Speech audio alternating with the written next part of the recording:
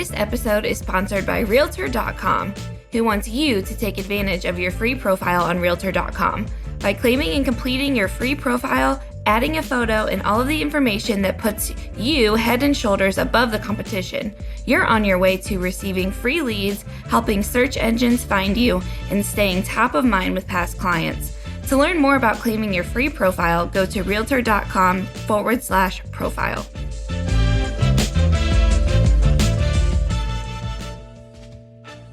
Welcome to the Real View podcast, where Ohio Realtors connect you to innovators and influencers, keeping you with the real view of real estate. Whether you're a broker, agent, first-time homebuyer, industry leader, or just happen to stumble upon our podcast today, you can expect to hear tips, tools, tricks, interesting information, and so much more from the experts in Ohio's real estate game.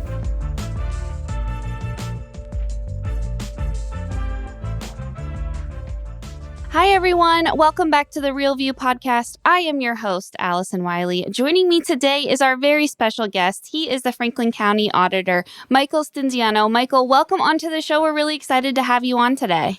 Thanks, Allison. Happy to be here. I want to hear a little bit about you. I think we should start this off with your career path. I know I was reading up on your bio and things like that before we got started, but I think it's good to talk a little bit about you, your background, how you got involved, and how you became the Franklin County Auditor, and maybe a little bit of your career journey, your background history. Give us a little bit of insight onto you and who you are. Sure. So appreciate the opportunity to be here. I always share just kind of a kid from Columbus, a little riff off the kid from Akron. Born and raised in Columbus, uniquely a little bit of different background in that Ohio State truly was my backyard. Mom and dad in 1980 bought a home in the short North Victorian Village area before families were moving down there for a very competitive price. Renovated it and grew up right there with the old Ohio State Hospital as my backyard. And so grew up in and around there. Uniquely, did grow up in a political household. When I was born at Mount Carmel West, my father was a serving state representative. He continued that path. Mom also worked for state agencies, so got to see public service every day for breakfast, lunch, and dinner. But then in the early 90s, politics being what they are, led to my parents moving out to the Chicago area. I moved with them, was a very disgruntled 12-year-old, and actually finished school back here in Columbus, had to get emancipated because of high school basketball reasons, leaving the district and moving back. I share all that because then my goal at 18 was to leave Ohio and never come back. My goal was to go south, wear t-shirt and shorts as many days as I could, led me to the University of Richmond. From Richmond, had an opportunity to spend some time in DC, got a master's, started law school, and then was ready actually to do that boomerang thing and come back to Central Ohio. So got a law degree at Ohio State.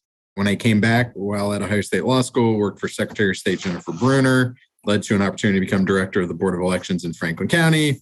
Can't run an election and run for office. And so decided to try an opportunity with an open state house seat. So won with 100% of the vote because my opponent withdrew, and been doing public service ever since. So a very long-winded answer. Growing up here, trying to leave, but obviously had opportunity and benefit of moving back. No, very cool. I always like to get people's background stories. It's fascinating to see, what led up to getting to where you are at this point. So very cool to hear. And so you came from a family that kind of had this public service aspect to it. Did you always feel like that was going to be your path? Did you want to be an attorney? Like, what was that like? So, no.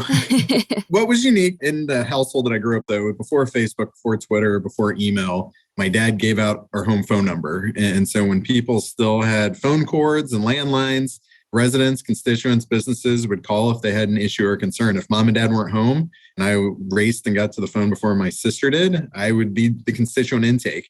So it was fortunate to see the role an elected official, public servant can play in their community. That said, I mentioned elections being what they were, also got to see the role of redistricting and elections play it out. So after a 22-year career, a new map resulted in dad losing 51-49.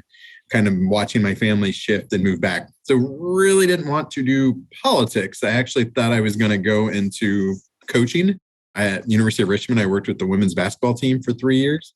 And I loved that. But I had a broad experience that kind of became the aha, where I really liked public service, kind of finding policy ways to make community better. Thought I was going to go work at the British House of Commons for the summer. Had some friends that did it. They're like, it's a sweet gig. You get to drink tea. You get to be out and about. So I thought that's what I was signing up for. Tony Blair, who was prime minister at the time, 2 weeks before I got on the plane, dissolved parliament. And then I found myself working on their national elections. So what we spend 2 years doing for our presidential election, they knock out in about 2 months. So got assigned offsite, wasn't at parliament, was down the road at Wembley working for an incumbent, but the way it works, he's a member of, but not active incumbent, and was out in Wembley knocking on doors, getting a lot of questions of, you're clearly not from here. What are you doing? But it was great. Right place, right time. And so wanting to come back after being overseas to mix that election side with policy. And when I came back to Columbus, just the opportunity, the growth kind of all came together. No, I love that. Very, very cool. Thanks so much for sharing it. Now you're the Franklin County Auditor. So tell us a little bit about what's your role? What kind of responsibilities are underneath your umbrella? I know a lot of your office, the main focus is on the property value side of things and the assessment of that, but there's still so much more that your office does, right? And that you do. So give us a little insight on the roles and responsibilities of you as the auditor and what your office does. So the duties of a county auditor are about a mile wide. So we try to sum it up that we protect, connect, and reassess. So the protect component is we are a chief fiscal officer for the county. I'm very popular. My name is on every check that goes out from the county. But we also have a weights and measures component, a licensing function with even dog licensing. And so that fiscal piece is huge. We touch the lives of residents every day. The good news is they don't realize it, but just making sure on the county budget side, fiscal responsibility, all of that is aligned, and the auditor's office plays an immense role with that. On the also protect piece with weights and measures, when people are out at a grocery store outside of the city of Columbus actually has their own division of weights and measures. We are making sure people are paying the right price at the pump, on scales, all those functions. And we have a great team that goes across the county to fund things like the scale at the airport when you put your bag on to see if it increases the threshold that you may have to pay, to the fairgrounds when people are making sure the prize winning sheep is meeting the weight requirement. The connect piece is just making sure this office is out in the community, all the resources that we have because of the reappraisal, the role that property values with property taxes plays, making sure every resident is aware of what we do. Getting to the 19th, 20th, or 21st floor of the county government building, not the most accessible. And so connecting people is something, particularly with this administration the last 5 years, we've been really dedicated of being out. We have a mobile office, providing as much services of the office as we can. And then the big one, which is probably of the most interest to those that listen to the podcast, is the reassess piece, where we do our statutory requirement every 3 years, but in a different phase of those 3 years of property valuations. And the property valuations is very important under Ohio law because combined with your taxing districts, how we get to your property taxes bill sent out and collected by the treasurer, not the auditor, but we set the rates. We work with all the local city, villages, municipalities, and anything that's going on in that regard. So, every day we got about 140 employees dedicating to the businesses and residents as best they can. So many functions and services. Yeah, so much. So interesting. You're probably doing something, different every day, which is fun. Always keeps it spicy and every day is a new interesting. challenge. That is for sure. Yeah, absolutely. And I know the property value stuff. I think, you ended on such a great note there to kind of transition into what we're going to spend the majority of today's episode talking about, which is you guys are getting ready to go through some reappraisals here in the Franklin County's Auditor's Office. So we're going to be talking about that and diving into the world, what you all have planned for that on your side of things, what that looks like, what it's going to mean for homeowners, here in Franklin County. So I'm really excited to learn a little bit more about this process and how it might impact property owners and our realtors too, and what we need to know from you all as we head into this process. So I think we should start at kind of the beginning. Maybe what is the reappraisal? What role do property owners play in that? I think maybe let's just start with the basics. Sure. So under Ohio law, every 6 years, all properties in a county have to go through a mass reappraisal process. The mass reappraisal process is an outside view. We don't go inside the home, but we go out, review almost 450,000 parcels in Franklin County's case, look at what's been going on, calculate it with land grade, square footage, features of the home, and ultimately work with the Ohio Department of Taxation, who is the entity that actually sets the final values in establishing what we will ultimately call the auditor's appraised value. And so it is a process for the mass reappraisal we've been doing for the past 2.5 years. This is where kind of the rubber hits the road in terms of now having more engagement directly with property owners. But we have been doing that process, again, the last 2.5 years. Under Ohio law, there's a 3-year real estate update, essentially, called a triennial update. So we did do an update in 2020. Now we're back with the mass reappraisal for 2023. Yeah, that sounds like so crazy to go through that many properties and reassess all of that. I mean, it just has to take like a massive amount of time, right? Is that kind of why the timeline is the way that it is? It does take a massive amount of time. It also, because we have so many parcels, takes a lot of folks and working with the Department of Taxation. All 88 counties go through this process. So different counties are in different cycles of their mass or triennial. This year, there'll be a little over 40 counties that are either doing the tri or the mass. So getting it done in a timely way so we can get engagement from the property owners is important for us as well. Not all counties will follow that same timeline and process, and it's just based on the needs and size of each county. Yeah, that was going to be another thing I wanted to ask too, is how Franklin County is similar or different than kind of other counties around the state. If you're aware of kind of any of that, I know you mentioned the timeline might look a little bit different, but are there any other differences how Franklin County operates, compared to the rest of the counties around the state? So it really will start with just how many properties they have. There's actually only 2 organizations that we can partner with. So we do use a third-party appraisal vendor. There's only 2 that would qualify under our size and qualifications in the Department of Taxation. So different counties will use different vendors in terms of helping set the level of assessment, what the value increase or decrease may be, and what that review will look like. So Franklin County for decades now have kind of established the going out, and we'll talk a little about the timeline, notifying property owners, working with an informal property review, giving final determination. But at the end of the day, what's the same is we all have to get approval by the Department of Taxation. What varies a little bit is where in the timeline and how it gets communicated out to their property owners. So every county will go through something similar like this, just maybe a few changes here and there. I think that's important to clarify, especially when we do podcasts that are so specific to a certain location in the state. I think it's always good to kind of put the broader lens on things too. When we look at the state as a whole, just how Franklin County differs or is the same than other of those. Because of our size and anticipated number of property owners that will ask questions in terms of the auditor's appraised value, we are a much more aggressive county in terms of having property owners come in, meet with an appraiser, do a tentative review. Not every county provides those opportunities. We'll also have in-person and virtual options. Not every county has the ability to do that. So that's where Franklin County is able to leverage some of the benefit of being such a large county. Sounds like a lot is determined depending on the size of the county. So I think that's good to note and good as we think about, realtors from across the state, if they want to learn more about their local auditing process, I think it's always good to walk through that. So let's talk a little bit about the process and the timeline for this. I mean, I know you mentioned a little bit about what goes into it all, how we started out, where we are in the process, but walk us through from the beginning to the end what that timeline looks like.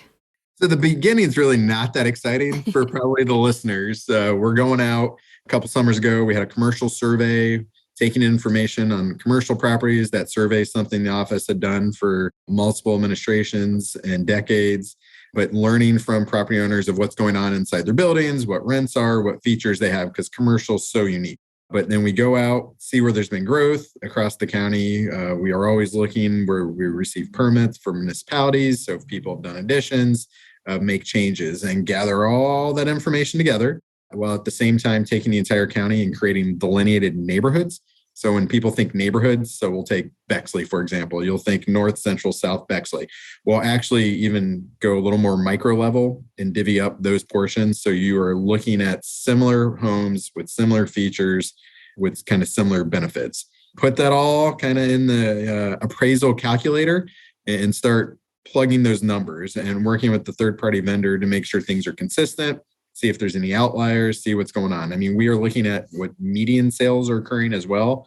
So not any outliers on the high end or low end, but where kind of the middle sweet spot is of different communities and what sales are occurring. This year, we took on an initiative where we had a neighborhood survey as well. We wanted to hear directly from residents. Typically, we hear from them on the tail end of the process. We wanted to try and move it to the front end. So if you take a neighborhood like mine that's near a hospital, has a school, near an entertainment district, couple parks, an appraiser is going to assign a value to that. But what value do I see as a property owner? And so trying to factor that in and get that feedback was important. And so finished that at the end of March. And now we are working to submit to the Department of Taxation our abstract and the information that we think the value should be. They'll review it. They'll get back to us, let us know if we need to make any changes. We may negotiate. We may agree with the changes they recommend. And then we get to August. And that's now the big moment for everyone. August is when every property owner across the county will receive notification by mail of the auditor's appraised value. You'll also be able to go to the auditor website. We call this entire process the knowyourhomevalue.com campaign.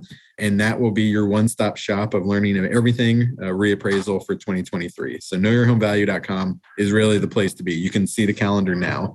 But come August, get the auditor's appraised value. If you agree with the value, you don't have to do anything else. That will be the value that will carry forward and be used for property tax calculation in December. If you disagree, though, there will be opportunities to meet in person, meet virtually, submit documentation of where you think the value is too high or too low.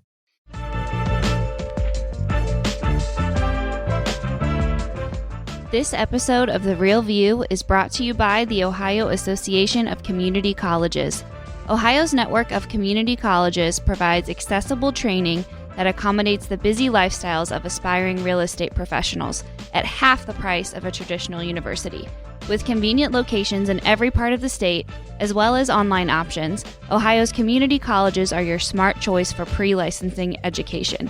For more details or to start the journey to a real estate career, visit the education page at ohiorealtors.org and then click on the pre-license course locations.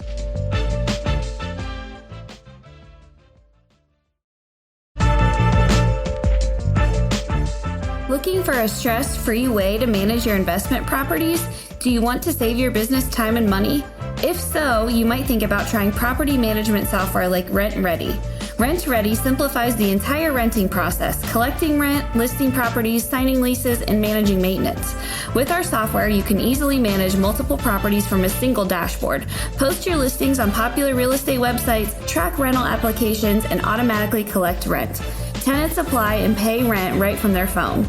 Ready to give RentRedi a try? They're offering our listeners the 6-month plan for $1. Visit rentredi.com. That's RENTREDI.com and use the code OHIO1, Ohio and the number 1, to get 6 months of RentRedi for $1.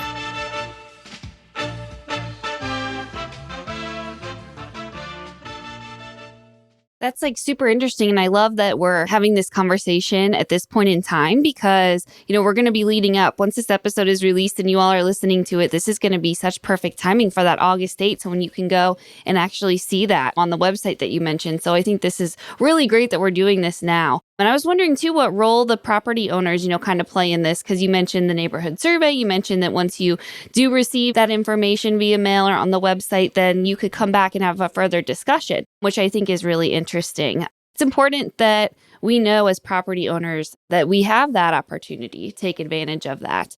Any other roles that property owners play throughout this process other than kind of the things that we just mentioned?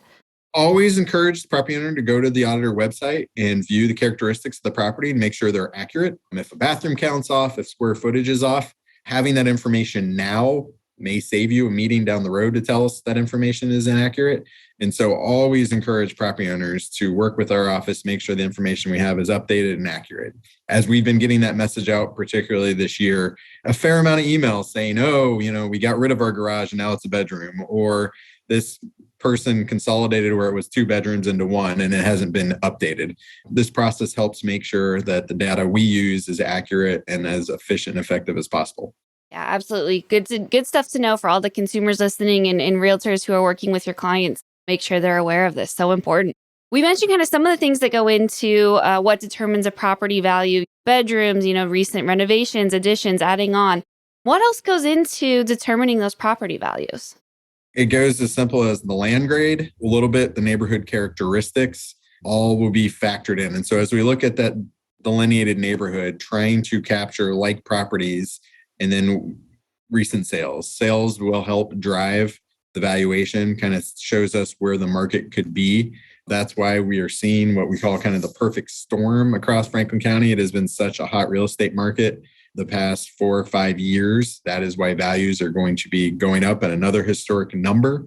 3 years ago for the triennial, the rise was a 20% increase, which was the largest at the time. And we're projecting right now on average across the county, it'll be about a 30% increase. And so it's really kind of what we describe the perfect storm of hot real estate market, out-of-state investment, decades of lack of housing to meet the population growth that we have, great economic opportunities. That growth is great, but that is what continues to drive up the price. And so when people see the auditors appraise value, when realtors or their clients kind of have questions, the gut is, if this property was going for sale today, what would that number be? And more often than not, the auditor's value is probably going to be a little lower, but not significantly. And so that's where we really ask people, if you want to challenge, what would be the value if you're trying to sell on the market right now? So thinking about all these factors that play into this, we've had, major announcements with economic growth with the Intel site. I know that's technically in Licking County, I think, but with it being a neighboring county, how will stuff like that affect us here in Franklin County with our property? Do you think that's going to have a major impact on what we're going to see here in our county? I mean, it continues to have an impact just because it's more people moving here. The economic benefits of all the economic projects continue to be such a large university town, just seeing the growth population, just people are coming to Franklin County, which is awesome. In the surrounding counties, we don't have the housing meeting that demand. And so that's where the values just continue to reflect what people are willing to pay. A lot of the folks listening to the podcast are aware that the market is not as hot in terms of number of sales. The price that folks are still willing to pay for a sale is at a record high. So that continues until we get caught up, and it won't happen anytime soon, particularly not this year. Housing need meeting the population, it's going to continue to go up. Definitely going to be interesting, something to watch. I know we just released our monthly home sales numbers, and we're seeing the same thing. Maybe less sales are taking place, but those home sale prices are still rising and on the upward trend. And I think that'll probably stay, around for a little while. So it will be interesting to watch. Going along with property values and them increasing, I know something that kind of goes hand in hand in that is taxes. Tell us a little bit about how taxes are impacted by this. What are you expecting to see from a tax realm and what we can look for when it comes to our property taxes? So the first question is, what's my value going to be? The next one is, what are my property taxes? So property taxes in Ohio are comprised of the auditor's appraised value with your taxing district. Taxing district established more or less at the ballot box gets you to your property tax. And so this entire process is not meant to increase or decrease property taxes. It also is not a dollar for dollar match. So when I share that it's likely to be a 30% on average increase, property taxes should not be going up on average 30%. It's the auditor's appraised value. 35% of that value is the taxable amounts compared to the taxing district. And so what's happening on your ballot, why part of our auditor's office, we really push a value of your vote campaign around election season, reminding people if they're approving a bond or levy, it could have an impact on their increases of their property taxes. And so we always see scenarios where values go up, taxes go down, values could go down, taxes could go up, it could stay even. It's really a weird dance, but it is not a dollar for dollar match. So, the good news for anyone listening, everything's staying equal, nothing going on the ballot. No one's going to see a 30% increase. That's good news. We like to hear that, right? There are cases, though. So using the TRI as the model, on average, 3 years ago, it was a 20% increase. Property taxes went up about 7%. Some communities, though, and Gahanna is the one I always share, they went up about 22%. Their property taxes went up 27%. And that's because they approved a giant school issue at the ballot. And so in the last 3 years, I would say 90 to 95% of residents that ask, why did my property taxes go up so much? They're Gahanna residents and can point to what occurred at the ballot. That's why it's so important for anyone in Franklin County to know what's on their ballot, participate, and understand the decisions at that ballot box may play a role in their property taxes. So then the third question I've been getting is, well, what are you going to do with the windfall of money in the auditor's office? Doesn't come directly to the auditor's office. It goes to taxing entities. And under Ohio law, we have tax equalization. So even if your value goes up, it does not create a giant pool of property taxes all of a sudden. So when we go to the ballot box and agree to fund a school at a certain amount, that amount stays the same. Now, if there's tax abatements, if there's other things factoring in, it could change kind of the pool of dollars and tax money that would go in. But the property taxes aren't going to create a windfall for anybody. No, I think that's really good news to know. Definitely a lot of factors that can impact those property taxes, and it may not necessarily just be what your home is valued at. So I think that's important to know. Definitely keep an eye on any of those ballots that are popping up, once we get into election season. All really good stuff to know. And I should make a quick plug. You can go to the auditor's website. We do have a tax calculator on the Know Your Home Value website because it's the second question we get. We will have for the first time historic indicator of your neighborhood delineation with the historic kind of characteristics of the taxing district. So there's going to be new features, new opportunities to engage throughout this process. Because while, yes, I can make it simple and say it goes up, it goes down, people want to see what that number is going to be. And so this is going to be a resource and a tool where any property owner, any Franklin County resident can go plug that in and see for themselves kind of the dynamic and how it plays out. Yeah, no, that's super interesting. It sounds like on that website, there's a ton of great resources. Is there anything else that may be important for our listeners to know about when it comes to, what's available to them, what we can look up now, what we should be aware of as we head into this process?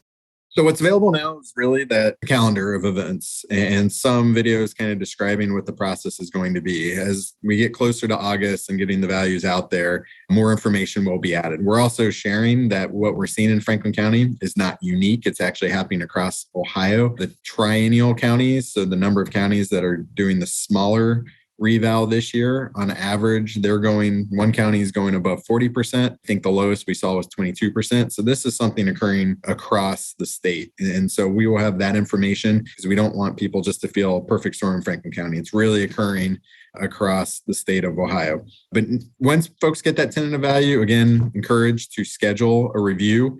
There's no downside to doing the review. It's that opportunity, again, for the property owner to share where the information is inaccurate, where they think we've got the value wrong. We'll give them a final determination. And then come next year, they'll hear all about another opportunity if they still disagree with the appraised value. Yeah, I think that's really important, to mention that if you do disagree with that number that you see coming through, how should we as homeowners kind of prepare for meeting with you all or to take through that review process? What should we come equipped with in order to better reevaluate our home's value?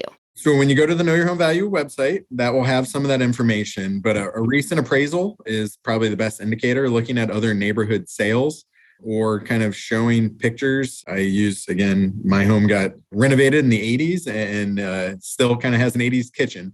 And so when we were comparing to a home that was flipped 2 houses down, those kind of pictures help tell that story. Again, auditor's office doesn't go inside any home. So understanding what's doing or not is important. And so again, a recent appraisal, the easiest kind of way to justify this is what third-party appraiser came out. So this is what the value is. We're looking at sales of these are homes that are similar size, similar features, and this is what they went for. We think you got it wrong here. Or again, just current conditions of the property that we wouldn't be able to know about because we're not inside. Yeah, no, very important. Definitely good stuff to think about, heading into this process. And you all are doing a lot of work kind of on the front end to make sure that these appraisals are accurate. Talk to us a little bit about what you're doing from your side of things to try and make this a very accurate and seamless reappraisal process.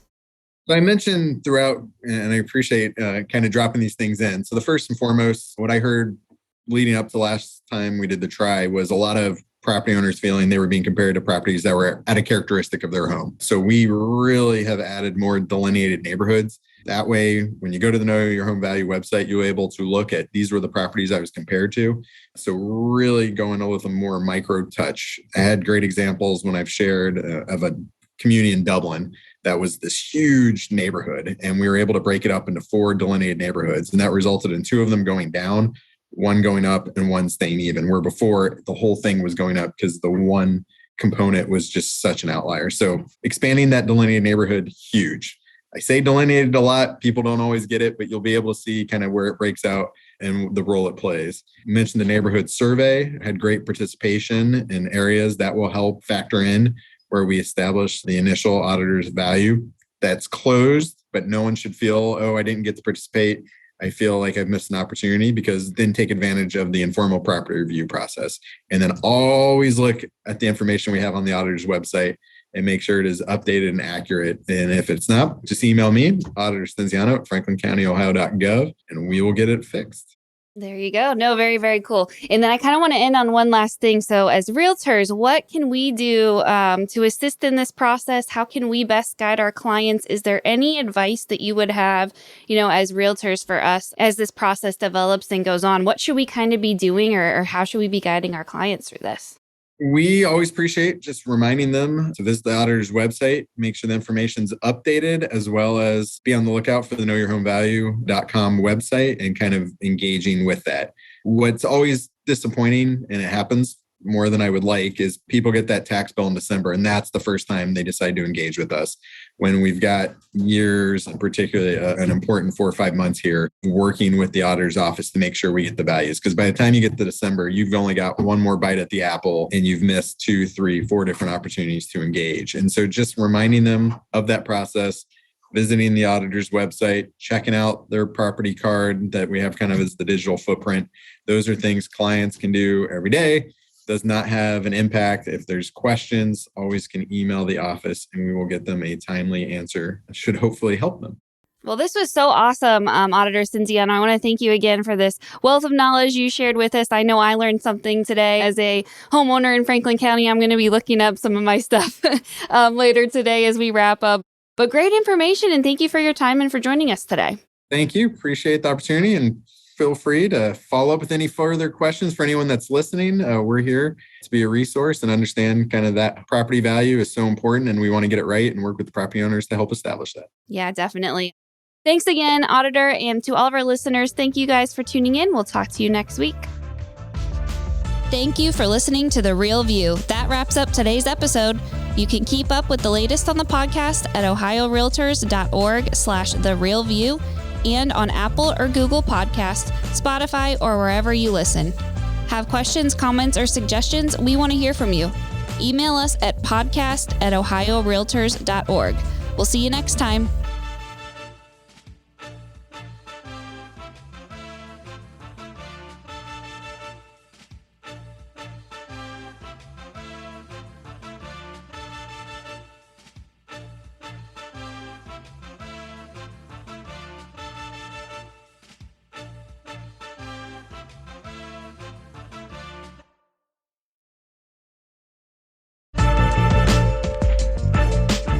There's a better way to back office, and that's with Brokerment. Get complete visibility into every transaction and manage them all from one dashboard. Automate commissions, organize financials, reduce compliance risk, onboard new agents, generate reports and dashboards in seconds. So if you are ready to handle every back office task and bring your teams, tools, and data together with Brokerment, visit brokerment.com/Ohio Realtors. Plus, see how you can score 50% off of the implementation fee. That's brokerment.com/Ohio Realtors.